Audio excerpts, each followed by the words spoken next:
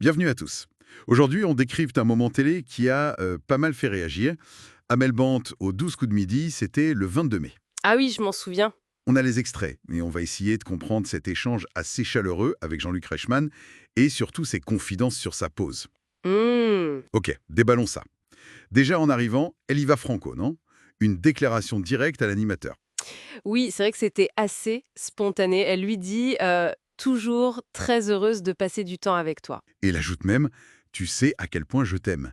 Et ça fait longtemps que je t'aime. Ça dure, quand même. C'est ça. C'est une affirmation forte, surtout dans un cadre comme les 12 coups de midi, très familial, très grand public. Et Reichmann, il n'est pas en reste, hein, il lui renvoie la balle direct. Tout un fait. Il parle de son admiration, de son parcours, et il insiste sur sa personnalité. Tu es restée la même et tu es intacte. C'est joli ça, intact. Et il finit par je t'aime aussi.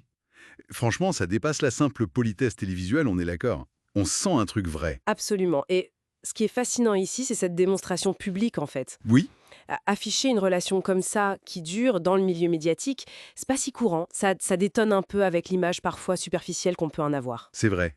Ça donne une impression de sincérité, de quelque chose qui remonte. Exactement, une complicité qui ne date pas d'hier. D'ailleurs, ils en ont parlé de cette ancienneté.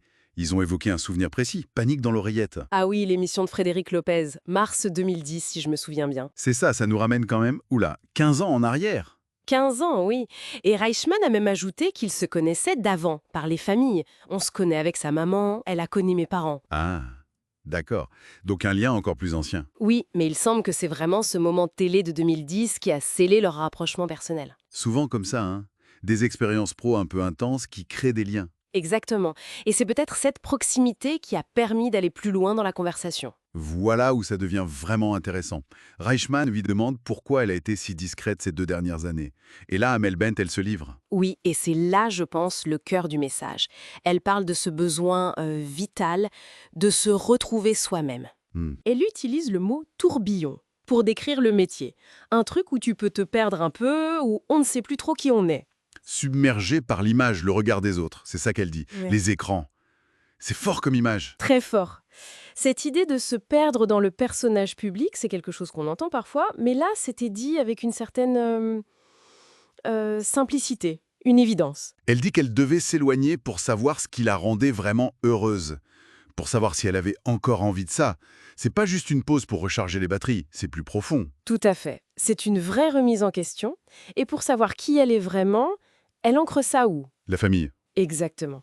Vraiment, la famille, la famille, la famille. Elle le martèle. C'est pas juste une phrase en l'air, c'est son socle, quoi. Pour rester ancré. Le point fixe dans le tourbillon. On comprend mieux. C'est ça. Bon, après soyons honnêtes, ce retour médiatique, ça tombe pile avec son actualité musicale. Bien sûr. L'album Minuit Une, le single Triste. Le timing est là. Évidemment, il y a la promo. Mais ce qui est intéressant, c'est comment elle articule les deux. Elle revient pas juste avec un album, elle revient avec Une histoire, une réflexion. une vulnérabilité assumée, peut-être. Oui, c'est ça, une vulnérabilité qui fait partie de sa communication de retour.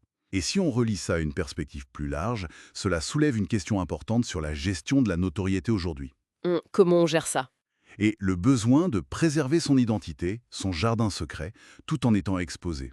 Comment trouver cet équilibre? C'est une excellente question. Alors, qu'est-ce que tout cela signifie, au bout du compte? D'un côté, on a cette chaleur, cette relation Reichmann-BP qui tranche un peu. Oui, une touche d'authenticité affichée. Et de l'autre, cette confidence très perso d'Amel Bent sur le besoin de couper, de se retrouver loin du bruit. C'est ça. Et de face, l'importance des vrais liens et la nécessité de se protéger, de garder son centre face à la pression médiatique. Et ça nous amène peut-être à une dernière pensée, pour tout le monde en fait. Oui, Dans ce monde hyper connecté, où l'image est reine, comment on fait, nous tous, pour jongler entre la personne qu'on montre et la personne qu'on est vraiment, au fond, sans se perdre dans le